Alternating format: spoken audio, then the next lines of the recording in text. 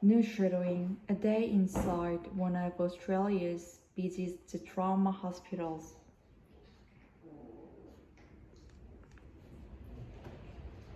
Good morning. How are you going? Kate, another one of trauma doctors.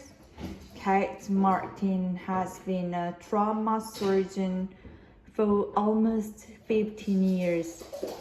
I will gently sit you up and check just to listen to the back of your lung, okay? She says a big chunk of her work comes from motor vehicle crashes. We focus on the death toll, but behind all of those deaths is a huge number of patients that they survive, but they've got, life-changing injury.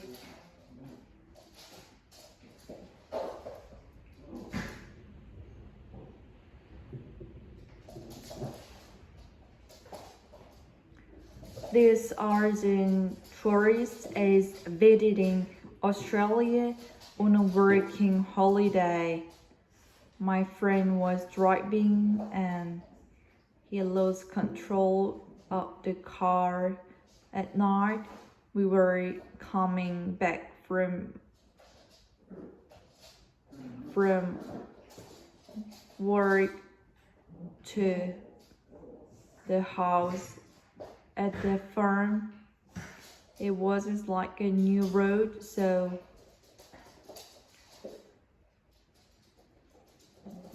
and I end up with the broken ribs and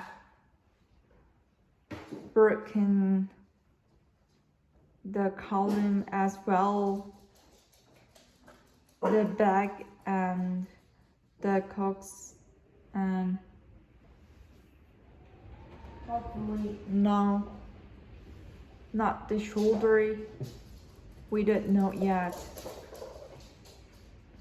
And the next bed is Lucky Ray was hit by a car while riding his bike. Didn't have any bruises across your neck or anything, did?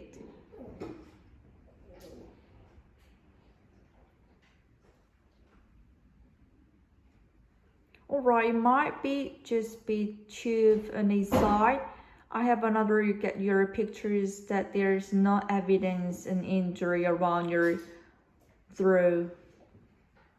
Dr. Martin says she's definitely noticed an increase in road trauma patients in recent years.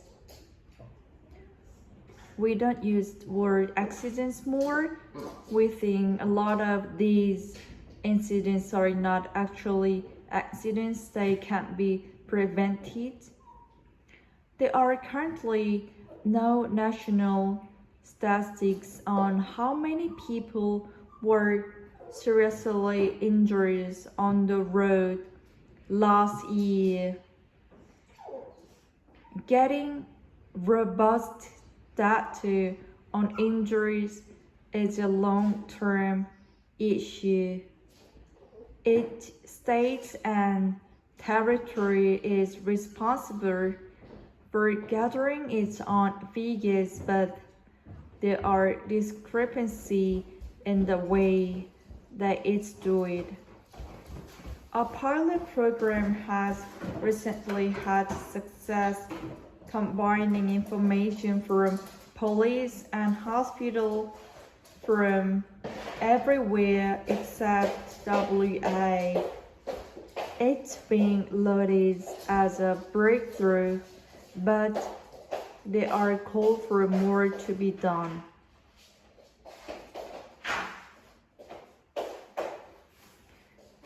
IPX's Natalie speaking. Okay, you guys will obviously meet them on the helipad. They will be just receive them in ICU as normal. Part of the National Road Safety Strategy is to reduce injury by 30% by 2030. Getting the right data is a vital first step.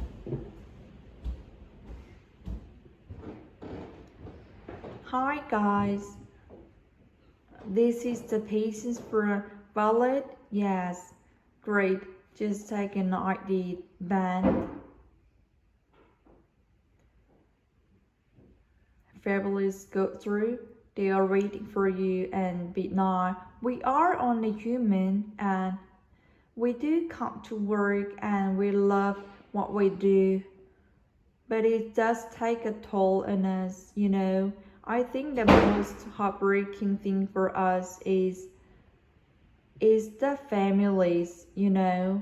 A lot of families sit here and they say to us, if only they didn't do that, if only they called me, if only they didn't take that extra drink, if I had listened to your lungs. Obviously, it's extremely tragic when someone loses their lives unnecessarily on the road. But what we see here in the hospital, in the intensive care units, on our wards, and then in our rehab facility are the patients who are living with the complications of their trauma. Taylor Court has months of recovery ahead of him after crashing his motorcycle, but he's saying upbeat. You've probably figured you're gonna need a little bit time in.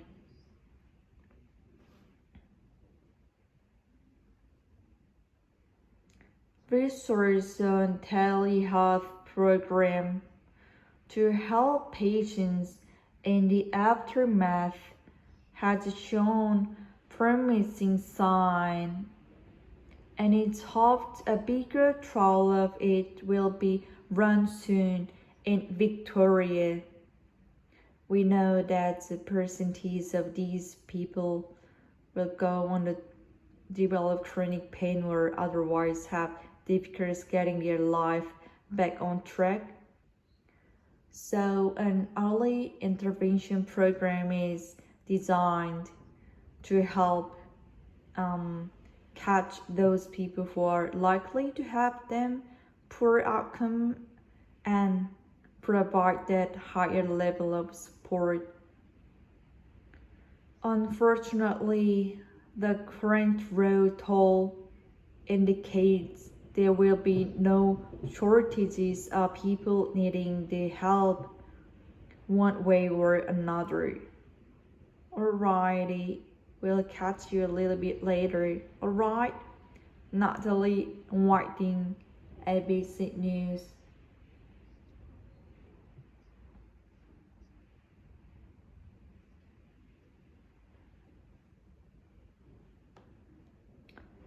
One more. Good morning, how are you going?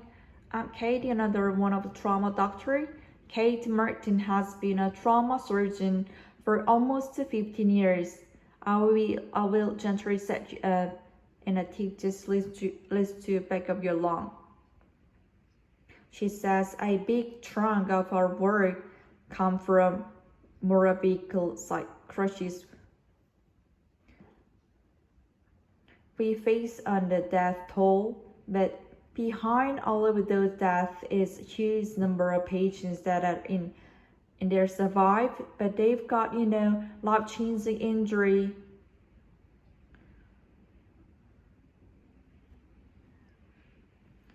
Tourist is visiting Australia on working holiday.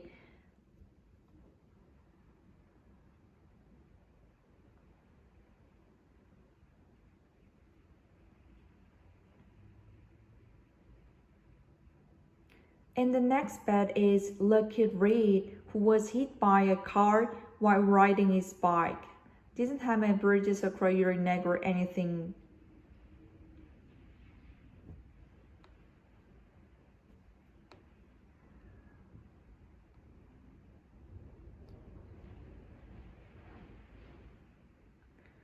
Dr. Martin says she's definitely noticed an increase in road trauma patients in recent years.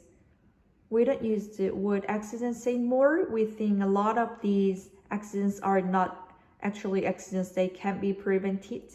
There are currently no national statistic on how many people were seriously injured on the road last year. Getting robust data on injury is a long-term issue. Each state and territory is responsible for gathering its own figure, but there are discrepancies in the way they each do it. Our pilot program has recently had success combining information from police and hospital from everywhere except WA. It's being lauded as a breakthrough, but there are call for more to be done. RC Access Natalie speaking. Okay, you guys will obviously meet them on the helipad, and we just received an RC as normal. Part of the National Work Safety Strategy is to reduce injury by 13% by 2030. Getting the right data is a vital first step.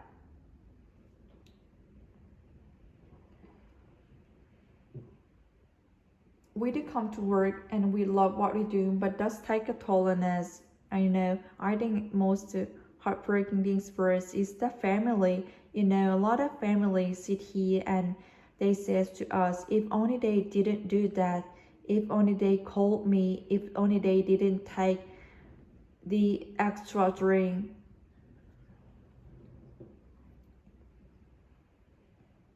Obviously, it's extremely tricky when someone loses their life unnecessarily on the road. But what we see here in the hospital and the intensive care units on our ward and in our rehab facility are the patients who are living with the complications of their trauma. Taylor Cott has months of recovery ahead of him after crashing his motorcycle, but he's stating updates. You probably figure you're gonna live a little time in rehab. Research on a telehealth program to help patients in the aftermath has shown promising signs, and it's hoped a bigger trial of it will be run soon in Victoria. We know that expenses of these people will go to develop chronic pain or otherwise have difficulty getting their life back on the track. So early intervention program is designed to help catch those people who are likely to have them poor outcome and provide their higher level of support. Unfortunately, the current road toll indicates there will be no shortages of people needing the help one way or another. Alrighty, we'll catch you a little bit later. Alright, Natalie Whiting, ABC News, Melbourne.